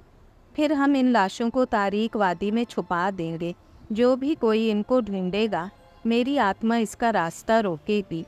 जब तक चंद्रपुत्र ना आ जाए, ना ही ये लाशें ढूंढी जा सकेंगी। सबको ये बात पसंद आई थी। फिर इन लाशों को एक ख़ास अमल से गुजारा गया और इन दोनों लाशों को तारीक वादी के 2 चेहरों वाले मंदिर में छुपा दिया गया था। इसके बाद क्या हुआ किसी को मालूम नहीं। फिर क्या हुआ? इस दिलचस्प दास्तान का इख्तिताम क्या हुआ? मैंने माधवन से पूछा। पता नहीं, माधवन ने शाने उचकाए। तो हमें सोने की इन लाशों को ढूंढना है? मैंने मुस्कुरा कर कहा। नहीं, सोने की लाश राजकुमारी की थी। बात समझ आ गई तेरे? अब हमारी बरसों की तपस्या पूरी होगी। इतना कहकर वो कहका लगाने लगा था। माधवन, तुमने नक्शे का बाकी हिस्सा तो बताया नहीं। वो तारीक वादी का रास्ता है। वो नक्शा मैंने समझ लिया है। तो हम लोग अब तारीक वादी जाएंगे। तारीक वादी एक वादी है जिसकी ज़मीन का रंग नीला है। वो वादी मौत की वादी है, जहाँ कदम कदम पर मौत का सामना है। इसने अजीब से लहजे में कहा। जब खजाना मिल गया है तो मेरा वादा है, तुम जहाँ कहोगे वहाँ तुमको तुम्हारे हिस्से के साथ पहुँचा दूँगा। मैंने कोई जवाब ना दिया। इसके बाद खामोशी से तैयारियां की गईं और फिर हम इस तवील सफ़र पर निकल पड़े, जहाँ कदम कदम पर मौत का सामना था। हमारा सफ़र समुंदर के ज़रिए था। बहरी जहाज़ सी ईगल समुंदर की बिखरी हुई मौजों का सीना चीरता हुआ आगे बढ़ रहा था। हम गुज़िश्ता 20 दिन से इस जहाज़ पर सवार थे। हमारी मंजिल मुल्क अफ्रीका था। अफ्रीका से हमें कहाँ जाना था ये सिर्फ माधवन ही जानता था, लेकिन समुंदर का सफ़र मेरी ज़िंदगी का यादगार सफ़र था। जो लोग कभी बहरी जहाज़ में सफ़र कर चुके हैं वो अच्छी तरह से जानते हैं कि समुंदर का सफ़र कितना खूबसूरत और एडवेंचर से भरपूर होता है। हमें सफ़र का आगाज़ किए हुए आज चौथा दिन था। मौसम मोतदल था। समुंदर की खुश्क हवाएं चेहरे पर एक अजीब सा एहसास पैदा कर रही थीं। मैं अरशे पर खड़ा समुंदर की बिखरी हुई मौजों का जायजा ले रहा था। सिर्फ एक रोज़ पहले ही सी ईगल के तजुर्बेकार और बूढ़े कप्तान ने हमें कहा था कि हम अनकरीब बहरुल काहिल के तूफ़ानों से दो चार होने वाले हैं। बूढ़े कप्तान का ताल्लुक स्पेन के एक क्रिश्चियन घराने से था। इसकी उम्र सारी ज़िंदगी समुद्री सफ़र करते हुए गुजरी थी। सी ईगल की दास्तान भी बड़ी दिलचस्प थी। ये जहाज़ एक अयाश नवाबजादे की मलकियत था, जिसने बड़ी ही मेहनत से इसे अपनी पसंद से बनवाया था। इस जहाज़ पर 3 साल तक खूब अयाशी की। फिर एक रोज़ दिल भर जाने पर इसने जहाज़ को फ़रोख्त कर दिया। इस जहाज़ को जहाज़ राह कंपनी ने ख़रीदा और तब से कप्तान 20 साल से इस जहाज़ पर कप्तानी के फ़राइज़ सरअंजाम दे रहा था। मैंने और माधवन ने एक ही कैबिन बुक किया था। माधवन अपने जिस्म की बदबू से बचने के लिए परफ्यूम का मुस्तकिल इस्तेमाल किया करता था ताकि इसकी बदबू कम हो सके। वो हर वक्त साफ़ सुथरा रहने की कोशिश करता और अच्छे कपड़े पहनता ताकि लोगों के दरमियान खप सके। मेरे बराबर वाले केबिन में एक देसी ईसाई लड़की रोज़ी अपने मंगेतर के साथ मुकीम थी। रोज़ी को देखकर हमेशा ही मुझे अपनी नायला याद आ जाती, लेकिन मैंने इससे कभी फ्री होने की कोशिश नहीं की। इसका मंगेतर मुझे एक शक्की मिजाज इंसान मालूम होता था। जब कभी रोज़ी किसी मर्द से हंसकर बात करती तो वो इन दोनों को यूं घूरने लगता जैसे कि कच्चा चबा जाएगा। मैं अरशे पर खड़ा मौजों के तलातुम से लुत्फ़अंदोज़ हो रहा था। मेरे अलावा और दूसरे मुसाफिर भी थे जो कि अरशे पर खड़े थे। कोई सिगरेट पी रहा था तो कोई दूरबीन से फ़ज़ा में ना जाने क्या तलाश कर रहा था। शाम के 4 बज चुके थे। मौसम बड़ा खुशगवार और सुहाना था। धूप में हिद्दत के बजाय खुनकी थी। दोपहर के खाने के बाद मैं और माधवन थोड़ी देर के लिए लेट गए थे। जब मेरी आँख खुली तो मैंने देखा कि माधवन केबिन में नहीं है। मैंने सोचा शायद केबिन से बाहर गया होगा या वॉशरूम में होगा। चुनाचा जब मैं केबिन के अंदर बने वॉशरूम में गया तो वहाँ कोई ना था। हवाईजे ज़रूरिया से फारिग होकर लिबास तब्दील करके बाहर निकल आया। अरशे पर खड़ा मौजों का जायज़ा लेने लगा। कुछ ही लम्हे गुजरे थे कि अचानक मुझे कदमों की आहट सुनाई दी। मैंने पलट कर देखा तो वो मेरे बराबर वाले केबिन की रोज़ी थी, जो इस वक्त ब्लू जीन्स और ट्राउज़र में मलबूस थी। हेलो मिस्टर अमजद, वो मुस्कुराती हुई मेरे नज़दीक आ गई। ठीक हूँ मिस रोज़ी, आप अपनी सुनाइए। मैं भी ठीक हूँ मिस रोज़ी, मैंने हंसकर कहा। आप मेरे साथ खड़ी हैं, अगर अल्बर्ट आ गया तो मुझे कच्चा खा जाएगा। जवाब में रोज़ी हंस पड़ी। इसकी हंसी सुनकर एक बार फिर मुझे अपनी नायला याद आने लगी थी। नहीं मिस्टर अमजद, ऐसी कोई बात नहीं। वो बहुत मिलनसार इंसान है। इसकी थोड़ी तबीयत ठीक नहीं है, इसीलिए वो आराम कर रहा है। इसकी बात के जवाब में मैंने मुस्कुराने पर इक्तफा किया था। चंद लम्हों के बाद वो फिर बोली, मिस्टर अमजद, आपका दोस्त बड़ा अजीब सा इंसान है। क्यों, ऐसा क्या कर दिया इसने? मैंने हंसकर पूछा। मुझे तो वो अजूबा लगता है। तौबा है, लड़कियां भी इतनी तेज़ परफ्यूम नहीं लगाती जितनी वो लगाता है। दिमाग फटने लगता है। इसकी बात सुनकर मैं संजीदा हो गया कि वो मुझसे माधवन की शिकायत कर रही थी। माधवन इस कदर तेज़ परफ्यूम क्यों लगाता है? मैं इसको क्या बताता कि वो परफ्यूम लगाना छोड़ दे तो कोई इसके पास बैठेगा भी नहीं। कुछ तो जवाब देना था, इसीलिए मैंने सोच समझ कर कहा, दरअसल वो बहुत हसास है, बदबू से सख्त नफरत करता है। मेरी बात सुनकर मुझे यूं देखने लगी जैसे कि मैंने इंतहाई बेवकूफ़ी की बात कर दी हो। फिर वो चंद लम्हात के बाद मुस्कुराई और कहने लगी, अगर आप नहीं बताना चाहते तो कोई बात नहीं, मगर बहाना इतने अहमकाना मत घड़िए। इसके इस तरह टोकने पर मैं बुरी तरह शर्मिंदा हो गया और दूसरे पल फीकी सी मुस्कुराहट से कहा, मुझे खुद नहीं पता, आप शर्मिंदा ना हो, मैंने वैसे ही कहा था, कोई बात नहीं। चंद लम्हों तक हम लोग यूं ही खड़े रहे। अर्शे पर बेशुमार लोग थे जो कि समुंदर का नज़ारा कर रहे थे। अचानक वो फ़ज़ा में उड़ते हुए एक परिंदे को देखकर बच्चों की तरह तालियां बजाने लगे थे। पता है, मुझे परिंदे हमेशा से बहुत पसंद है, मासूम और आज़ाद, ना किसी को नुकसान पहुंचाने वाले। इसके चेहरे पर बच्चों की सी मासूमियत डर आई। इसके चेहरे पर मासूमियत देखकर मुझे बहुत ही अच्छा लगा। चंद लम्हों पहले की शर्मिंदगी थी वो इसमें धुल गई। चलो कॉफ़ी पीकर आते हैं, मैंने इसकी तरफ देखकर मुस्कुरा कर कहा। ना जाने क्यों मुझे रोज़ी बहुत अच्छी लगी थी। शायद नाइला के बाद ये दूसरी लड़की थी जो मुझे अच्छी लगी थी। चुनाचे हम दोनों कॉफ़ी पीने की नीयत से कैंटीन में आ गए। कैंटीन में और दूसरे मुसाफिर भी थे जो कि चाय, कॉफ़ी और दूसरे मशरूबात से शुगल कर रहे थे। कैंटीन में दाखिल होकर हमने अपने ऑर्डर प्लेस किए और मेज़ पर आकर बैठ गए। हम दोनों को बैठे हुए थोड़ी देर हुई थी कि वेटर आ गया। इसके हाथ में ट्रे थी। कॉफ़ी बहुत अच्छी और स्ट्रॉन्ग थी जिसको पीकर हमको बहुत ही अच्छा लगा। कुछ ही लम्हे गुजरे थे कि अचानक मैंने अल्बर्ट को हमारी मेज़ की तरफ आते हुए देखा। इसके तेवर मुझे कुछ ज़्यादा अच्छे नहीं लग रहे थे। चंद लम्हों के बाद वो मेज़ पर आकर बैठ चुका था। इसने मेरी तरफ देखा भी नहीं और रोज़ी की तरफ देखकर कदरे दुरुस्ती से बोला, आने से पहले मुझे जगा तो देती, साथ आ जाते। इसके लहजे में मुझे गुस्सा महसूस हुआ था। मैंने चौंक कर इसकी तरफ देखा। मुझे ऐसे लगा कि नाराज़गी का इजहार वो मेरे लिए कर रहा है। डार्लिंग, तुम सोए हुए थे तो उठाना मुनासिब नहीं समझा, इसीलिए तुम दूसरों के साथ चली आई। प्लीज़ अल्बर्ट, अब शुरू ना हो जाना, इसने नाराज़गी से कहा। अल्बर्ट चंद लम्हात तक इसको देखता रहा और फिर बोला, चलो बिलियर्ड रूम में चलते हैं और बिलियर्डर खेलते हैं। मगर मैं नहीं जाना चाहती, मैं कॉफ़ी पीना चाहती हूँ, इसने एहतजाज किया। डार्लिंग, बिलियर्ड रूम में भी मिलती है कॉफ़ी, वो मुझे चुभती हुई निगाहों से देखता हुआ थोड़ा सख्त लहजे में बोला। मैं नहीं जाऊंगी अल्बर्ट। इसकी बात सुनकर अल्बर्ट के चेहरे पर गुस्सा दर आया। इसने कमाल फुर्ती से अपने गुस्से को कंट्रोल किया। कदरे संजीदगी से बोला, देखो, तुम जानती हो कि तुम्हारी बात की कोई औकात नहीं, वैसे भी तुम्हारी अपनी कोई मर्जी नहीं। तुम जानती हो मैं ऐसा क्यों। शाबाश, उठो और मेरे साथ चलो।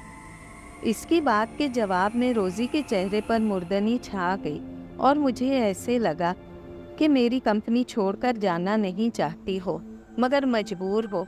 वो ना चाहते हुए भी अल्बर्ट के साथ बाहर चली गई, मगर इसका अंदाज मुआज़रत खुआना था। इसके जाने के बाद मैं अपनी कॉफ़ी पीने लगा।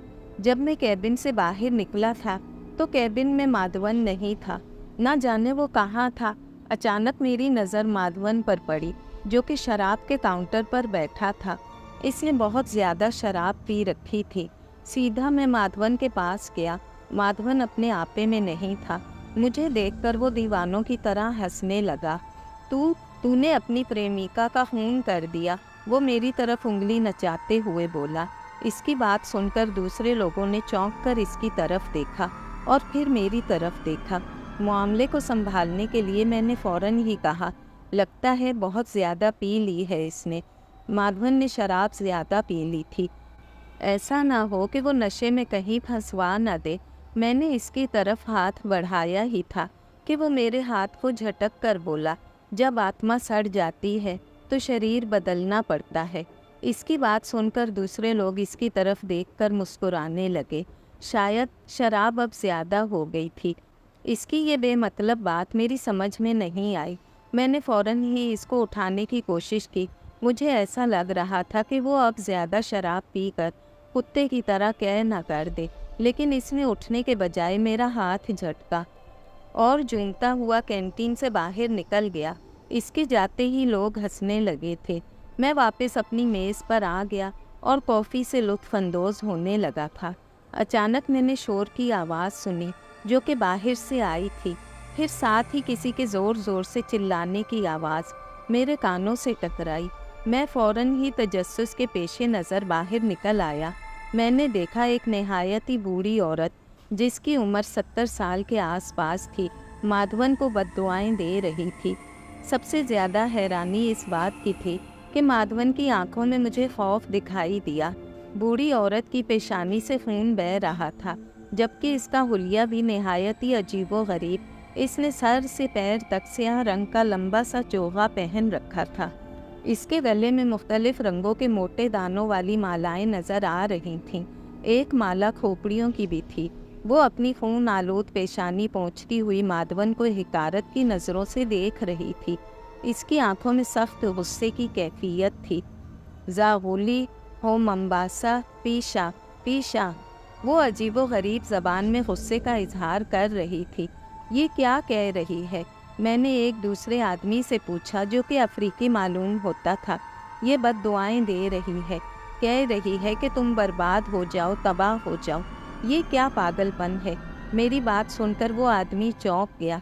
ऐसा मत कहो, ये औरत अफ्रीका में बहुत मुकद्दस मानी जाती है, ना जाने क्या आफत आएगी, वो लरजते हुए बोला। अचानक वो औरत माधवन की तरफ देखकर मानीखेज लहजे में मकामी ज़बान में बोली, मैं जानती हूँ तू कौन है और किस मकसद के लिए जा रहा है। पुरमुकद्दस जारा काका ने चाहा तो तू कामयाब नहीं होगा, तू तबाह होगा। जब तक समुंदर के सफ़र में है, तेरी फालतू की कुव्वतें तुझसे दूर रहेंगी। मुकद्दस जारा काका ने चाहा तो शिकस्त खाएगा। ये देवताओं का अटल फैसला है। इसकी बात सुनकर मैंने देखा कि माधवन के चेहरे पर मुर्दनी छा गई है। वो इस औरत के सामने गिड़गिड़ाने लगा, देवी मुझे क्षमा कर दे, क्षमा कर दे। माफ़ी और तुझे, वो हज़ियानी अंदाज में कह के लगाने लगी।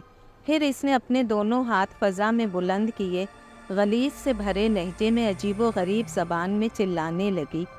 काफ़ी देर तक वो चिल्लाती रही। अरशे पर जमा मुसाफिर ये सब मंज़र देख रहे थे। इसी लम्हे मैंने कप्तान को वहाँ आते देखा। इस बूढ़ी साहिरा को देखकर कप्तान के चेहरे के तासुरात ही बदल गए। कप्तान इस बूढ़ी औरत को अकीदत और खौफ भरी नज़रों से देख रहा था। अचानक इस औरत ने एक ऐसी हरकत की जिससे सारे अरशे पर मौजूद लोगों में खौफ फैल गया। वो भागती हुई अरशे की रेलिंग पर चढ़ी और दूसरे ही लम्हे इसने खुद को समुंदर में गिरा दिया। अरशे पर मौजूद कई ख़वातीन की चीखें निकल गईं। ये अच्छा नहीं हुआ। वो औरत एक अरसे से जहाज़ पर सफ़र कर रही है, इसकी बद्दुआ ज़रूर रंग लाएगी। कप्तान ने फ़िक्रमंदी से कहा।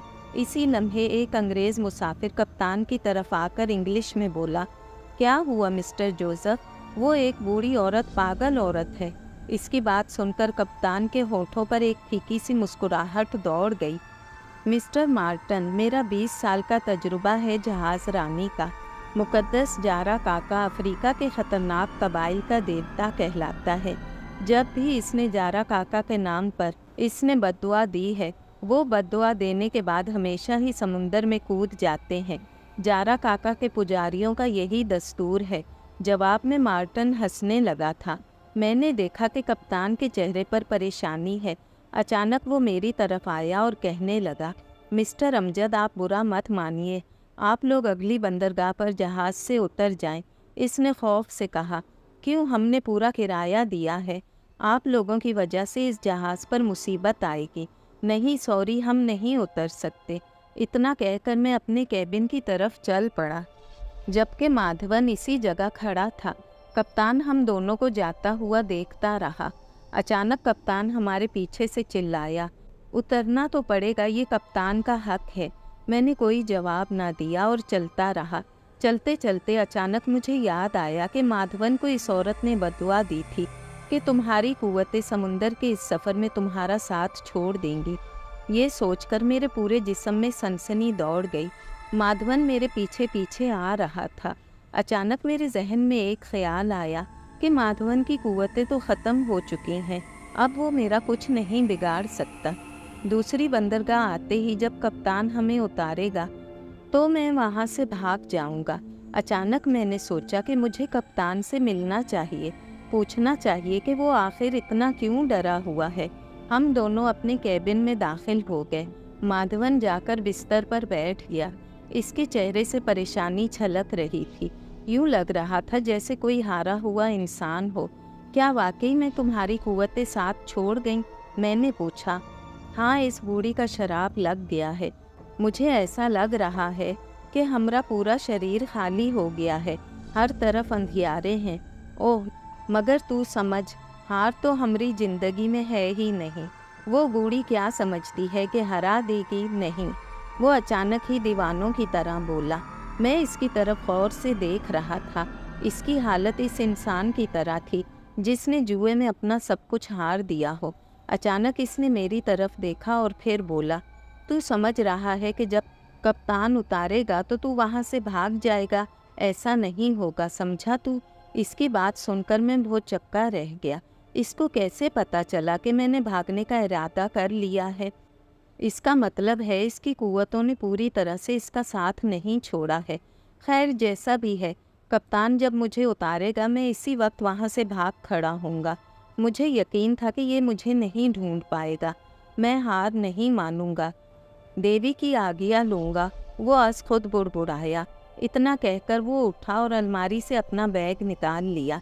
चंद लम्हों के बाद बैग से जो चीज़ बरामद हुई वो एक स्याह रंग की एक बदशक्ल मूर्ति थी, जो कि यकीनन काली देवी थी। मूर्ति का कत्तर छोटा था। माधवन ने मूर्ति को अकीदत से देखते हुए बेड पर खड़ा कर दिया। मूर्ति से अकीदत और मोहब्बत का इजहार करने लगा था। इसको शिर्क करते देखकर मेरी रूह कांप गई, मगर वो इस मूर्ति से इस तरह मोहब्बत का इजहार कर रहा था कि जैसे सब कुछ इसी से ही वाबस्ता हो। अचानक इसने बैग से एक छुरा निकाला। जिंदगी में पहली बार मैंने किसी के बाजू से स्याह रंग का खून बरामद होते देखा था। स्याह रंग का खून माधवन का था, जिससे इसने अपनी देवी को गुस्ल दिया। फिर वो सजदे में गिर गया।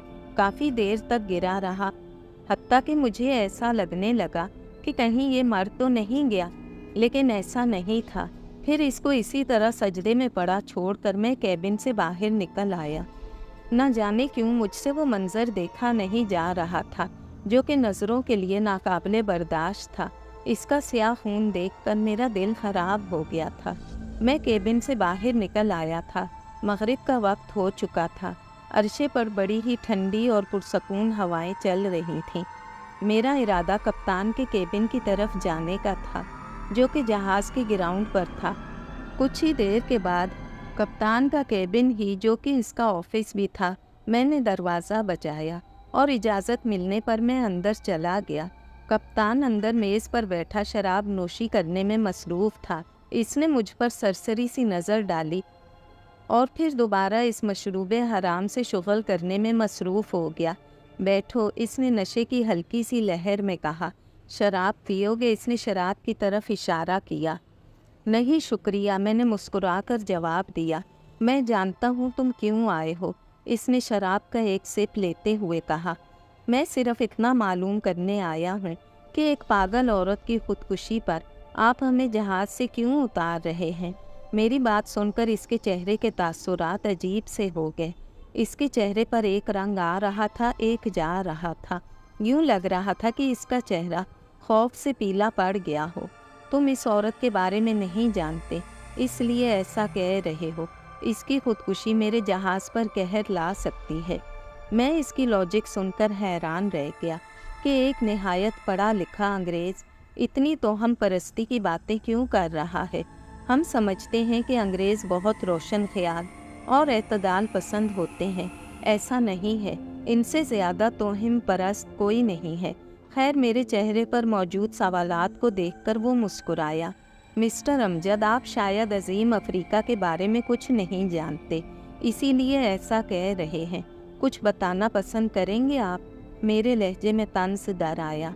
मेरी बात सुनकर वो मुस्कुराया और फिर मेरे तंज को नज़रअंदाज करके बोला, मेरे अजीज़, मैं उम्र और तजुर्बे में तुमसे बड़ा हूँ, इसीलिए तुमसे बेहतर जानता हूँ। तुम शायद अफ्रीका के तिलिस्म के बारे में कुछ नहीं जानते। अफ्रीका का तिलिस्म इतना ख़तरनाक है कि मुर्दों में भी जान डाल दे। इसकी बात सुनकर मेरे चेहरे पर हल्की सी मुस्कुराहट आ गई। मेरे दोस्त, दुनिया में कुछ बातें ऐसी होती हैं जिनको अक्ल सलीम की कसौटी पर नहीं उतरती। वो बातें ज़ाती तजुर्बों की बुनियाद पर होती हैं। आप ये कहना चाहते हैं कि आपको कुछ ज़ाती तजुर्बात हुए हैं? मेरी बात सुनकर इसने असबात में सर हिलाया और कहा, मेरे अजीज़, जब भी हम अफ्रीका की बंदरगाहों से गुज़रते हैं तो अपने कैमरों में ही सिमटे रहते हैं। आज से कोई 1 साल पहले का वाक़या है। इतना कहकर वो खामोश हुआ। इसके अंदाज से ऐसे लगा कि जैसे वो याददाश्त पर जोर दे रहा हो। लम्हाती तवक्कुफ़ के बाद वो बोला, बैरूत से एक मुसाफिर चढ़ा था, इसको भी अफ्रीका जाना था। अफ्रीका के पानियों से गुजरते हुए इससे एक गलती हो गई। इतना कहकर इसका लहजा ड्रामाई हो गया। इसके ड्रामाई लहजे से मुझे ऐसा लगा कि जैसे कि वो अपनी बात में वज़न पैदा करने के लिए अपने लहजे में उतार चढ़ाव पैदा करने की कोशिश कर रहा है। इसने अपनी बात जारी रखी। वो कह रहा था, इस बदनसीब मुसाफिर का नाम जॉन था। वो सफ़ेद फार्म अमरीकी मुसाफिर की ख्वाहिश अफ्रीकी कबाइल पर डॉक्यूमेंट्री फ़िल्म बनाने की थी। इसने अपने सफ़र का आगाज़ इस्तांबुल से किया था। वो बड़ा ही खुश मिजाज और बात बात पर लताइफ सुनाने वाला इंसान था। अमले से और दूसरे मुसाफिरों से यूं घुल मिल गया था जैसे कि इनका दोस्त हो। इसने मुझे बताया कि वो मडगास्कर से बोगा तक जाने का इरादा रखता है। मैंने इसको समझाया, बाज रखा, मगर वो ना माना। लीज़ा एक खूबसूरत लड़की, इतनी खूबसूरत थी कि जॉन को पसंद आ गई। इसके शौहर का नाम डोंगा था। मडोंगा और वो दोनों एक दूसरे की जिद थे। वो उजली दूध की तरह सफ़ेद और वो स्याह कोयले की तरह काला। न जाने क्यों मुझे लीज़ा बहुत डरी डरी नज़र आती। मडोंगा कमबख्त एक डिच डॉक्टर था। पुरअसरार उलूम के अलावा अफ्रीकी तिब पर महारत हासिल थी इसको। लीज़ा को सहमा सहमा देखकर जॉन ने इसकी तरफ कदम बढ़ाए और बहुत जल्द इसको कामयाबी हासिल हुई। लेकिन ये बात इस मर्दूद को हज़म ना हुई। बहुत जल्द ही इसको पता चल गया और इसने जॉन को बाज रखने की कोशिश की, मगर जॉन ना माना। फिर एक रोज़ इसने जॉन को बद्दुआएं देते हुए समुंदर में छलांग लगा दी। इस वाक़े के बाद लीज़ा का डर और खौफ ख़त्म हो गया। जॉन और लीज़ा दोनों खुश रहने लगे। ठीक 3 रोज़ के बाद लीज़ा खून थूक थूक कर मर गई और जॉन ने न जाने किस खौफ की वजह से समुंदर में छलांग लगा दी। 5वें रोज़ जहाज़ में एक बीमारी फैल गई। मुसाफिरों के चेहरे सुर्ख होने लगे और इनमें सोजिश होने लगी थी। जब ये ज़्यादा बढ़ा तो हमको अपना सफ़र तर्क करना पड़ा। इसने अपनी बात मुकम्मल की तो मैंने इसके चेहरे पर खौफ देखा।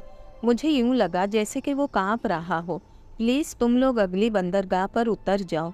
इसकी बात में खौफ था, एक दरख्वास्त थी। वो यूं लर्ज़ा बाअंदाम हो रहा था जैसे कि इसके पूरे वजूद पर ज़लज़ला तारी हो। मैंने कोई जवाब ना दिया और वहाँ से उठ खड़ा हुआ और अपने कैबिन की तरफ चल पड़ा। कैबिन में पहुंचकर मैंने देखा कि माधवन बिस्तर पर तकिए के सहारे बैठा है। देवी का आदेश है, समय का इंतज़ार कर, इसने मेरी तरफ देखकर कहा। मैंने कोई जवाब ना दिया और वापस आकर अपने बेड पर बैठ गया। वाकई अगर इसकी कुव्वतें ख़त्म हो चुकी हैं तो फिर मुझे फ़रार हो जाना चाहिए, लेकिन इस औरत ने कहा था कि इसकी कुव्वतें समुंदर में कारआमद नहीं होंगी, लेकिन खुश्की पर तो ये मुझे ढूंढ ही लेगा। किसी भी तरह अगली बंदरगाह पर उतरकर भाग लूँगा। बाद में किसी दरवेश को ढूंढकर इससे जान छुड़वा लूँगा। इसी ख्याल ने मुझे तक़वियत अता की थी। तो मुझसे जान छुड़ाने के बारे में सोच विचार कर रहा है। अचानक वो मुझे मुखातिब करके बोला। इसकी बात सुनकर मैं हैरत ज़दा रह गया कि कुव्वतें ख़त्म हो जाने के बावजूद भी इसको किस तरह पता चला कि मैं इससे भागने के बारे में सोच रहा हूँ। मैंने हैरत से इसकी तरफ देखा। मुझे यूं हैरत ज़दा देखकर वो मानी खेज़ अंदाज में मुस्कुराया और कहने लगा, मुझे इतना कमज़ोर मत समझ, देवी का आशीर्वाद मेरे साथ है। तेरा दिमाग भी तेरी तरह बदबूदार हो गया है। मैं तुझे छोड़कर क्यों जाऊंगा? मेरी बात सुनकर वो मकरू कहका लगाकर हंस पड़ा। तू जा भी नहीं सकता। याद रखना, मैं तुझे कुत्तों वाली ज़िंदगी पर मजबूर कर दूंगा। इतना कहकर वो कहका लगाकर हंस पड़ा और मैं हैरत से इसका मुंह देखने लगा। थोड़ी देर तक मैं यूं ही बैठा रहा। कुछ देर गुजरी होगी कि अचानक कैबिन का दरवाज़ा बजा। मैंने उठकर दरवाज़ा खोला तो सामने रोज़ी खड़ी थी। रोज़ी को देखकर मैं हैरान रह गया। जी मिस रोज़ी, अपने कैबिन में डर लग रहा था, सोचा आपके पास चली आऊँ। Most welcome. मैंने अंदर आने का रास्ता दिया। इसको अंदर आता देखकर मैंने देखा कि माधवन के होंठों पर मानी खेज मुस्कुराहट दौड़ गई। इस मुस्कुराहट के क्या मानी थे मैं समझ नहीं पाया। रोज़ी अंदर आकर मेरे बेड पर बैठ गई। मैंने रोज़ी के चेहरे की तरफ देखा तो ना जाने क्यों मुझे इसका चेहरा कुछ मुतवर्रम दिखाई दिया। आँखों में गम के तासुरात मैंने महसूस किए। मिस रोज़ी, अल्बर्ट कहाँ है? अल्बर्ट की बात सुनकर इसके चेहरे पे तल्ख सी मुस्कुराहट दौड़ गई। पड़ा है कैबिन में कुत्ते की तरह पीकर। मेरी हमेशा इससे इसी बात पर बहस होती है कि इतनी मत पिया करो। और तो और आज तो इसने मुझ पर हाथ उठाया। इतना कहकर वो रोने लगी थी। अचानक मैंने माधवन को उठते हुए देखा, जो कि हमारी बातें बड़े गौर से सुन रहा था।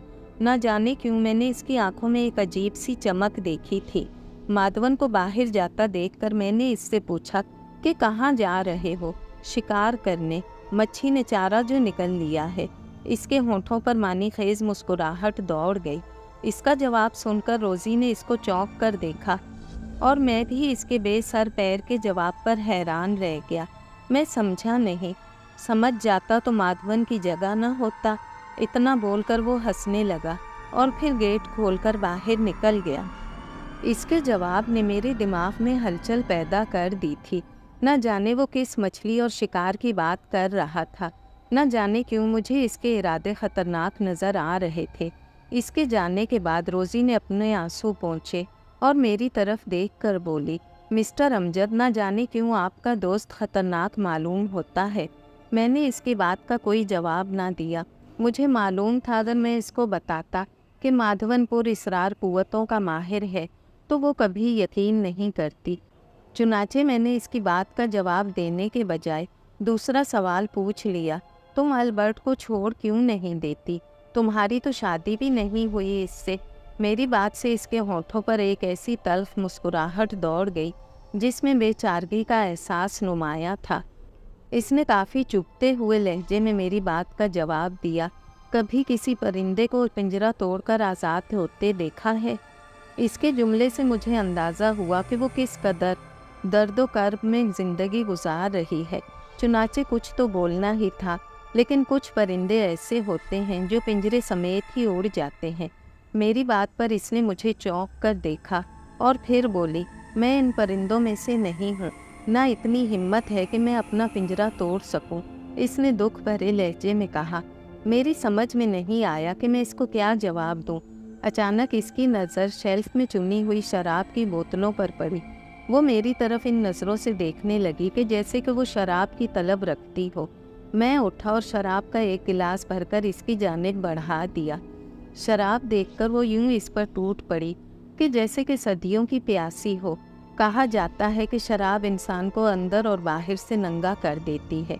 ऐसा ही कुछ रोज़ी के साथ हुआ। शराब के जाते ही इसका दिमाग गर्म हुआ और फिर सच बाहर आने लगा। मेरा बाप एक जवारी था, शराबी था। मेरी माँ बार डांसर थी। पापा रोज़ाना बार में आते और माँ का डांस देखते और फिर दोनों में मोहब्बत हो गई। शादी के 1 साल के बाद मेरी माँ मेरा बोझ मेरे बाप के कंधों पर डाल दिया। ज़िंदगी भर इसने मंशियात बेची, जुआ खेला और एक जुए में मुझे हार दिया। और मेरा मालिक था अल्बर्ट, वही अल्बर्ट जिसको रात में हूर से कम नहीं लगती। वो मुझ पर अपना तसल्लुत रखता है, कहता है मेरा मंगेतर है और दर हकीकत में इसकी दाश्ता हूँ। इतना कहकर वो फूट फूट कर रोने लगी। अचानक इसने एक ऐसी हरकत की जिससे मेरी रगों में मौजज़न खून लावा बनकर दौड़ने लगा। इसने अपना सर मेरे सीने पर रख दिया था। एक आग सी थी जो मेरे अंदर दौड़ने लगी थी। कामनी के बाद ये दूसरी लड़की थी जो कि मेरे इतने करीब हुई थी। मैंने इसके चेहरे को दोनों हाथों से थाम लिया। इसी पल मुझे एक झटका सा लगा। मेरे सामने रोज़ी की जगह मेरी नायला थी। इसकी आंखों में आंसू थे। अपनी नायला को इतने पास देखकर मेरे जज्बात बेकाबू हो गए। तुम मुझे माफ़ कर दो, मुझे माफ़ कर दो। बहुत ज़्यादती की तुम्हारे साथ। मैं रोज़ी को नायला समझकर बोल रहा था। अचानक मैंने नायला को कसमसाते हुए देखा और फिर मैंने देखा कि इसने मुझे चौंक कर देखा। इससे कबल नायला कुछ कहती, मैंने इसको अपने गले से लगा लिया। वो फिर कसमसाई। दूसरे ही पल फिर इसने मज़ाहिमत छोड़ दी। नायला मेरे सीने से यूं लगी हुई थी जैसे कि इसमें साइबान ढूंढती हो। मैंने इसकी आंखों से आंसू बहते देखे। अचानक धमाके की आवाज़ के साथ ही दरवाज़ा खुल गया और वो चौंक कर मुझसे अलग हो गई। ये क्या, वो नायला नहीं थी, वो रोज़ी थी। मैंने देखा कि दरवाजे से अंदर दाखिल होने वाला अल्बर्ट था, जिसके हाथ में एक रिवाल्वर था। जिसकी नाल मेरी तरफ थी। वो आग बरसाती हुई आंखों से मेरी तरफ देख रहा था। हालांकि कुछ देर पहले रोज़ी ने कहा था कि वो नशा करके पड़ा है, मगर ये तो यहाँ पर मौत की तस्वीर बना खड़ा था। रोज़ी के हलक से चीख निकल गई। रोज़ी के चेहरे पर खौफ था। इसके चेहरे पर एक रंग आता था और दूसरा रंग जाता। वो बड़ी ही गज़बनाक नज़रों से मुझे देख रहा था। इसकी आंखों में मेरे लिए नफ़रत थी। वो कहर भरी नज़रों से मुझे घूर रहा था। कुतिया, आज मैं तुझे और तेरे यार को जान से मार दूंगा। वो रोज़ी की तरफ देखकर गुस्से से बोला। मुझे यकीन था कि वो ज़रूर गोली चला देगा, इसीलिए मैंने वक्त ज़ाया किए बगैर ही इस पर छलांग लगा दी।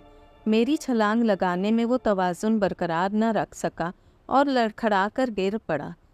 फिल्मी हीरो की तरह छलांग लगाना ज़्यादा सूदमंद साबित नहीं हुआ। 2 ही मिनट में मुझे अंदाज़ा हो गया कि अल्बर्ट मुझसे ज़्यादा ताकतवर है। इसने दोनों टांगों से मेरी गर्दन के गिर्द शिकंजा कायम कर दिया था, जिसको वो दबाता ही जा रहा था। मेरा सांस रुकता जा रहा था। मैं अपने दिफा के लिए कोई चीज़ ढूंढ रहा था। अचानक मेरे हाथ में ज़मीन पर पड़ा रिवाल्वर आ गया। मैंने वक्त ज़ाया किए बगैर फायर कर दिया। गोली कारी साबित हुई, जिसने इसके सर को उड़ा कर रख दिया था। गोली लगते ही वो उछलकर दूर जा गिरा। गोली ने इसका भेजा उड़ाकर रख दिया था। इसके सर से बहुत खून बहना शुरू हो गया। चंद लम्हात तक इस पर तशन्नुज की कैफियत तारी रही, पर वो ठंडा हो गया। ये सब देखकर रोज़ी के हलक से चीख निकली। वो रोने लगी। इसी लम्हे माधवन कमरे के अंदर आ गया। ये सब देखकर चंद लम्हे तक सन्नाटे की कैफियत में रहा और फिर बोला, देखा, मच्छी ने चारा निगल लिया। इतना कहकर वो हंसने लगा। क्या मतलब? मैं तेज़ी से उठा और दरवाज़ा बंद करने के लिए आगे बढ़ा। मेरे पूरे कपड़े खून में भर चुके थे। तू भाग रहा था ना हमरे को छोड़कर? अब देख, तू गले गले तक फंस गया है। इतना कहकर वो ज़ोर ज़ोर से हंसने लगा। इसकी बात सुनकर मैं चौंक गया। गोया ये सारा खेल इसका रचाया हुआ था। तूने ठीक समझा। मैंने जाकर इस अंग्रेज़ को उठाया ताकि वो तेरे से मरे। इसकी बात मेरे लिए काफ़ी चौंका देने वाली थी। वो मुझ पर अपना तसल्लुत कायम रखने के लिए कुछ भी कर सकता था। अभी मैं सोच ही रहा था कि क्या करूं। चल, इस लाश को ठिकाने लगाते हैं। इसने इतना ही कहा था कि ज़ोरदार झटका महसूस हुआ और हम तीनों उछलकर दूर जा गिरे। लगता है तूफ़ान आया है, रोज़ी ने चिल्ला कर कहा। लगता तो मेरे जुमले मेरे मुंह में ही थे कि दूसरा किस्म का शदीद झटका महसूस हुआ। हम तीनों बुरी तरह से गिर गए। जहाज़ बुरी तरह से डोला था। मुझे कैबिन की हर चीज़ नाचती हुई महसूस होने लगी थी। बाहर निकलो निकलो, रोज़ी बुरी तरह से चिल्ला रही थी। अब जहाज़ बुरी तरह से झकोले खा रहा था। हम सब दौड़ते हुए बाहर निकले तो बाहर तूफ़ान बदतमीज़ी मचा हुआ था। पानी की लहरें बहुत ज़्यादा बुलंद थीं। हवा बहुत तेज़ थी। मुसाफिर अर्शे पर खड़े बुरी तरह से चिल्ला रहे थे। तूफ़ान आ चुका था। अचानक मैंने कप्तान को भागकर आते हुए देखा। इसके चेहरे पर बदहवासी तारी थी। देखा, आप लोगों ने बद्दुआ रंग ले आई। अब हम लोगों का क्या होगा? कुछ ही लम्हे गुजरे होंगे। अब जहाज़ के हचकोले खाने की रफ्तार बहुत तेज़ हो चुकी थी। लोग चीखों पुकार कर रहे थे। अचानक एक ज़ोरदार धमाका हुआ। फिर मैंने अर्शे में पानी को आते देखा। किसी को किसी की परवाह नहीं थी। लाइफ बोट पर लोगों का हजूम जमा था। अचानक मैंने कप्तान को लाउड स्पीकर रूम में जाते हुए देखा। अजीब तूफ़ान बदतमीज़ी बरपा था। पूरे जहाज़ में चारों तरफ से चीखों पुकार की आवाज़ें बुलंद हो रही थीं। अचानक कप्तान की लाउड स्पीकर पर चीखती हुई आवाज़ उभरी। मैं मुसाफिरों से दरख्वास्त करता हूँ कि अमले से ताउन करें ताकि लाइफ बोट समुंदर में उतारी जा सके। जहाज़ के पैंदे में मुतैद सुराख हो चुके हैं। लोगों की जान बचाने में हमारी मदद करें।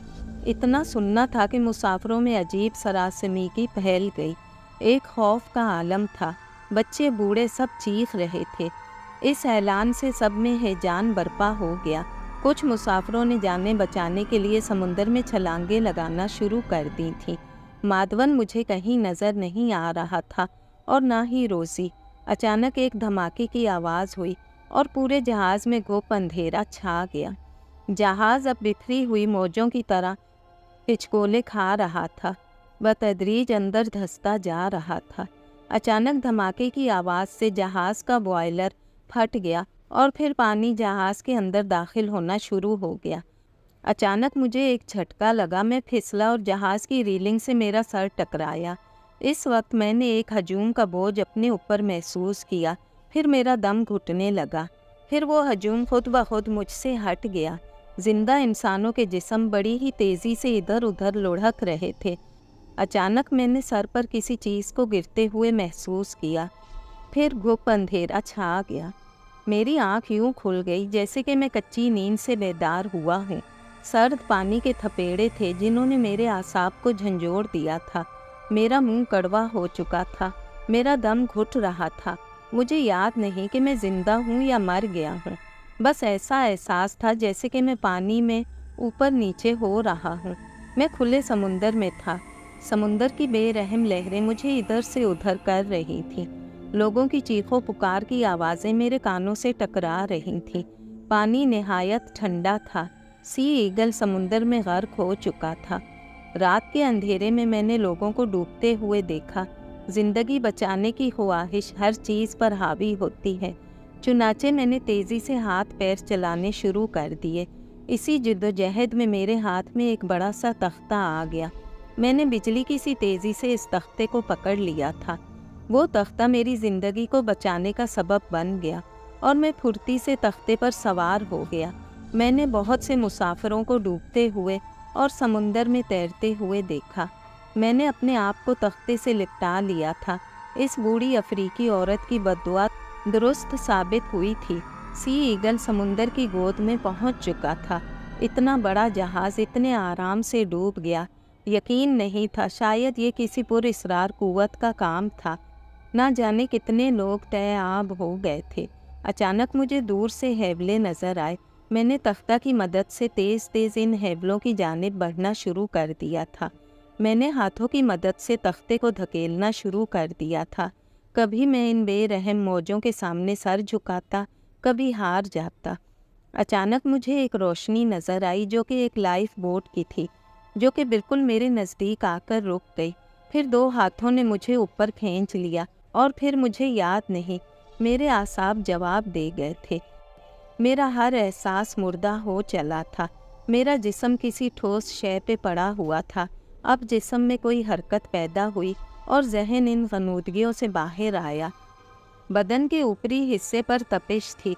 कुछ अजीब सा महसूस हो रहा था और कुछ हिस्सा नीम सर्द महसूस हो रहा था। जिस्म पर नकाहत थी। आँख नहीं खोल पा रहा था। बस मैं सुन रहा था, बोल नहीं पा रहा था। अचानक कहीं दूर से एक आवाज़ मेरे कानों से टकराई। इसको समुंदर में फेंक देना मुनासिब होगा। बोलने वाला अंग्रेज़ी में बोल रहा था। आवाज़ मेरे लिए अजनबी थी। हाँ, तुम ठीक कहते हो, इस तरह एक बोझ और कम होगा। दूसरी आवाज़ मेरे लिए अनजानी थी। नहीं नहीं, इस पर रहम करो, ये जिंदा है। एक नस्वानी आवाज़ मेरे कानों से टकराई। ये आवाज़ मेरे लिए जानी पहचानी थी। ये रोज़ी की आवाज़ थी। इसको समुंदर के हवाले कर देने में ही अक्लमंदी है। एक और आवाज़ ये भी मेरे लिए अनजान थी। काहे अक्लमंदी है, कोई हाथ तो लगाए इसको। इस बार आवाज़ माधवन की थी, जो कि मेरे लिए बोल रहा था। मेरे जिस्म की नकाहत के बावजूद मैंने अपनी बिखरी हुई कुव्वत को जमा करके आंखें खोल दी। मेरे सामने माधवन और रोज़ी के अलावा 3 अजनबी चेहरे थे। मैं आहिस्ता आहिस्ता उठ बैठा। मेरा पूरा जिस्म शदीद किस्म की नकाहत का शिकार था और मैं बहुत कमज़ोरी महसूस कर रहा था। पानी पानी नहीं है, समुंदर का पी ले। माधवन की आवाज़ मेरे कानों से टकराई। मैंने नीम व नज़रों से इधर उधर देखा और उठकर बैठने की कोशिश की, लेकिन कामयाब न हो सका। अचानक एक आदमी मेरी सिमत आया। इसने मेरे हाथों और पैरों की मालिश शुरू कर दी। काफ़ी देर तक मालिश करने के बाद मेरी नकाहत दूर हुई और मैं उठ बैठा। प्यास और कमज़ोरी के सबब मेरी हालत दरगूं हो रही थी। खुदा का शुक्र है कि तुम जिंदा हो। जिस शख्स ने मेरी मालिश की थी वो मेरे करीब आकर बोला। मैंने इसको फ़ौरन ही पहचान लिया था। ये आदमी जहाज़ के अमले का था। इसके अलावा माधवन और रोज़ी के अलावा 3 और लोग भी थे जिनको मैंने नहीं पहचाना था। सबके चेहरे पर बदहवासी तारी थी। माँ सिवाय माधवन के इसके चेहरे पर मैंने लापरवाही देखी थी, जैसे कि ये सूरत हाल इसके लिए कोई ख़ास अहमियत ही ना रखती हो। रोज़ी का लिबास तार तार था। सब एक दूसरे को बेचारगी से देख रहे थे। हमारी बोट समुंदर में बेयारो मददगार चली जा रही थी। सबके चेहरों पर मायूसी के आसार थे। सबके चेहरे भूख और प्यास से उतर चुके थे। हमारी बोट को समुंदर में 5 रोज़ हो चुके थे। बोट बेयारो मददगार समुंदर की लहरों पर आँख मचोली खेलती रही थी। इस दौरान हमारी हालत बहुत नागुफ्ता हो चुकी थी। अब एक दूसरे से बात करने का भी दिल नहीं चाहता था। भूख प्यास से हालत बुरी थी। पानी के नाम पर समुंदर का पानी मुयस्सर था, जिसको पीने से पेट में दर्द होता था। जिल्द की रंगत धूप और रात की खुनकी के सबब बदल गई थी। लिबास में एक अजीब सी बू बस गई थी।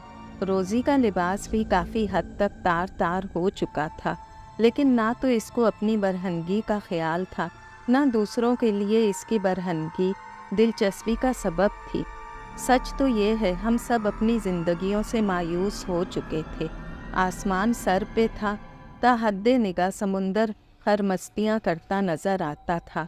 हम हर वक्त इसी आस में समुंदर पर निगाह जमाते कि कोई जहाज़ नज़र आ जाए, मगर दूर दूर तक जहाज़ का नामो निशान भी ना था। ज़िंदगी की उम्मीद भी हमसे दूर हो चुकी थी। सब एक कोने में पड़े आसमान की तरफ देखते ही रहते थे। इस तरह तो ये समुंदर ही हमारी कब्र बन जाएगा। रोज़ी ने तशवीश भरे लहजे में कहा, तो हम कर भी क्या सकते हैं सिवाय मौत के इंतज़ार के। न खाना है और न पानी। कब तक हम खारा पानी पी पी कर गुजारा करेंगे। एक आदमी ने कहा, कुछ भी नहीं होगा, मौत और ज़िंदगी भगवान के हाथ में है। माधवन ने लापरवाही से कहा। पूरी बोट में एक माधवन ही ऐसा था कि जिसका चेहरा तरोताज़ा था। यूँ लगता था जैसे मौजूदा सूरत हाल से वो लुत्फ़अंदोज़ हो रहा हो। चौथे रोज़ बोट में एक मुसाफिर तड़पने लगा। थोड़ी देर तक तड़पने के बाद वो मर गया। बोट में ये पहली मौत थी। अब हम 5 लोग रह गए थे मौत का इंतज़ार करने के लिए। अब आहिस्ता आहिस्ता हम सब मौत का शिकार हो जाएंगे। ख़जाने की तलाश तो दूर, मेरी लाश भी कोई तलाश न कर सकेगा। मैं इस लाश को समुंदर में गिराने लगा था कि वही शख्स जो जहाज़ के अमले का था मुझे देखकर बोला, रुक जाओ मिस्टर अमजद, ये बेवकूफ़ी मत करो। क्या मतलब? ये लाश हम सबकी ज़िंदगियों को बचाने का सबब बन सकती है, वो बोला। इसकी बात सुनकर हम सब इसको चौंक कर देखने लगे थे, जबकि माधवन के गलीज़ होठों पर पुरइसरार सी मुस्कान थी। क्या मतलब, हम आदमखोर बन जाएं? रोज़ी ने जवाब दिया, इसके अलावा कोई और रास्ता है? वो तल्ख लहजे में बोला, मैं अपनी ज़िंदगी को यूँ मौत के हवाले नहीं कर सकता। इतना कहकर इसने खंजर निकाला और लाश पर टूट पड़ा। इसकी देखा देखी रोज़ी समेत दूसरे लोग भी इस लाश पर टूट पड़े। फिर मैं क्यों पीछे रहता? लेकिन माधवन ने ये हरकत नहीं की थी। हम जानवरों और दरिंदों की तरह इंसानी लाश को भंबोर रहे थे। हमारी इंसानियत हमारे पेट की भूख ने छीन ली थी। ये मंज़र देखकर माधवन हंस पड़ा और बोला, वाह रे भगवान, तेरी क्या लीला है। कल भी मनुष्य पेट के लिए दरिंदा था और आज भी दरिंदा है। हम लोग खून में भर चुके थे। आधे घंटे के अंदर हमने लाश को चीर फाड़ कर खा लिया था। कच्चा गोश्त खाने का तजुर्बा मेरे लिए अजीब था, लेकिन पेट की आग के लिए हम इंसान से दरिंदे बन गए थे। इस गरीब की लाश कोई 3 दिन तक हमारे पेट की आग बुझाती रही। इसके बाद इसकी हड्डियां हमने समुंदर में फेंक दी थीं। एक दिन के बाद हम सब एक दूसरे को बदली हुई निगाहों से देखने लगे थे। हमदर्दी और मोहब्बत न जाने कहाँ चली गई थी। आज इतने साल गुजर जाने के बाद ये सब जब मुझे याद आता है तो दिल हौल जाता है। लेकिन इस वक्त मजबूरी थी। ज़िंदगी बरकरार रखने के लिए इंसान बड़े से बड़ा गुनाह करने पर तैयार हो जाता है। फिर ये गोश्त क्या चीज़ था। अब बोट में 10 रोज़ गुजर चुके थे। एक रोज़ एक और आदमी मर गया। इसको शायद इंसानी गोश्त हजम नहीं हुआ था। वो आदमी भी हमारी खुराक बन गया था। बहुत दिन गुजर गए थे। इस लाइफ बोट में अब हम सिर्फ 3 लोग रह गए थे, मैं, रोज़ी और माधवन। बाकी लोग मरकर हमारी ग़िज़ा बन चुके थे। अब हम तीनों एक दूसरे की मौत का इंतज़ार कर रहे थे। माधवन के अंदाज में वही लापरवाही थी। रोज़ी की हालत बहुत ज़्यादा ख़राब हो गई थी।